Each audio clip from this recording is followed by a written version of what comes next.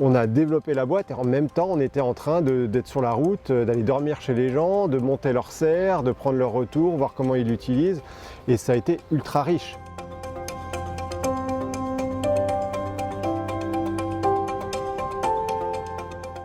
Mathieu, ça fait 8 ans maintenant que MyFood a été lancé. On en est où? 2015, on était un petit peu des ovnis prophètes à se poser des questions sur la conjoncture, le système agro-agri, en se disant il se peut que ça ne tienne pas comme ça pendant des années, et en fait il va falloir résoudre cette déconnexion des citoyens par rapport à la production alimentaire. On ne peut pas rester sur un schéma où on est complètement ultra dépendant, où on est dans la location, où on ne produit plus rien à l'échelle individuelle. Et on ne peut pas non plus ramener tous les citoyens à devenir des maraîchers, c'est pas possible non plus. Donc il va falloir trouver un entre-deux et ramener la production alimentaire dans les familles, comme les réseaux intelligents pour le solaire par exemple. Et donc de cette vision initiale, finalement on est passé d'une utopie finalement à une réalisation. Et on est là aujourd'hui avec près d'1 millier d'utilisateurs dans une logique de partage de savoir, de décentralisation de l'outil alimentaire, dans une logique d'open source, partage vraiment de la connaissance pour le bien commun. La communauté, elle a quelle taille, quelle forme aujourd'hui? Aujourd'hui, on a près d'1 millier d'utilisateurs de serre déployés en France, à l'échelle européenne. Et en fait, ça ne cesse de grandir chaque année. Donc en fait, on est en plein développement. La serre innovante, en quoi elle répond aux enjeux actuels? On a eu là, dans ces dernières années, des sortes d'échantillons de crise qui n'ont été que des indicateurs d'une nécessité d'un changement. La crise Covid, les pénuries, l'inflation actuellement ont montré un peu vraiment la fragilité du système, puis actuellement la sécheresse. Donc en fait, les enjeux trouvent leur résolution dans une résilience locale. Donc finalement, il va falloir se repenser notre quotidien à une échelle plus locale.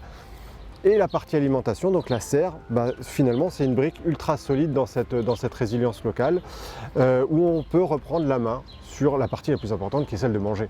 Si on vient déjà à son échelle à se nourrir localement, à produire pour sa famille, pour son foyer localement, finalement on fait déjà un gros bout du travail dans cette relocalisation locale des choses. MyFood s'appuie beaucoup sur sa communauté, tu Ouais. emploies ce terme très souvent. Ouais. Est-ce que tu peux nous en dire plus? C'est quoi ça? Qu'est-ce qu'il y a derrière ce terme aujourd'hui? En fait, on a posé déjà une vision, une ambition, des valeurs, et on est allé chercher en fait au début, sans savoir quel était le produit, hein, on ne savait pas ce qu'on allait développer, on est allé chercher des ressources, des personnes qui allaient contribuer à cette communauté. Et du coup, on a construit un petit noyau qui s'est développé dans des utilisateurs, dans des salariés, dans une entreprise.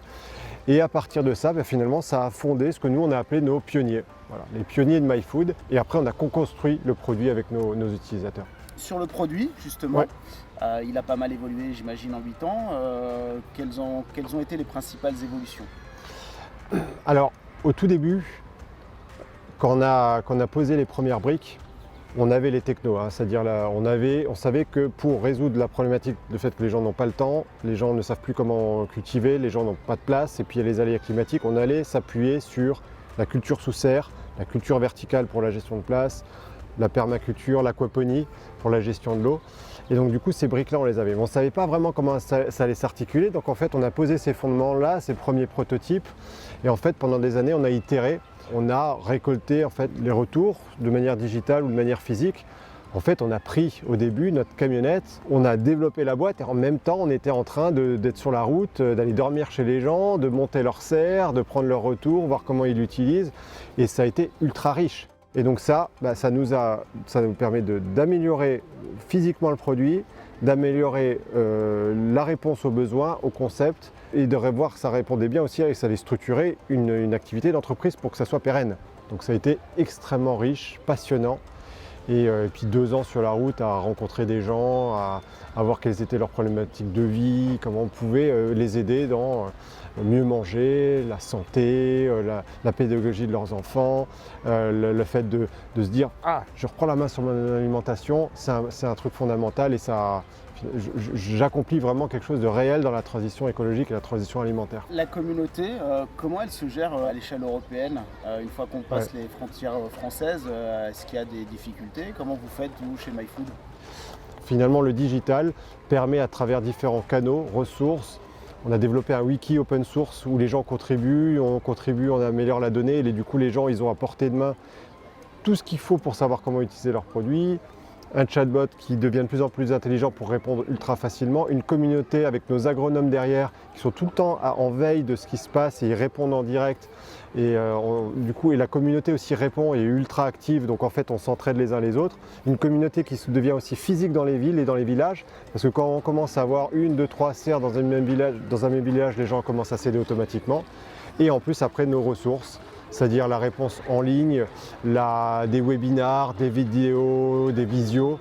Bon voilà, ça devient super riche. Qu'est-ce qui va arriver là pour MyFood dans les prochains temps? Vous avez débuté, vous étiez une start-up. Maintenant, est-ce que vous êtes une entreprise établie? Il n'y a pas de définition claire de ce qu'est une start-up. Moi, comme je le définis, c'est une entreprise qui est en démarrage autour d'une innovation, qui cherche un modèle et qui est en développement.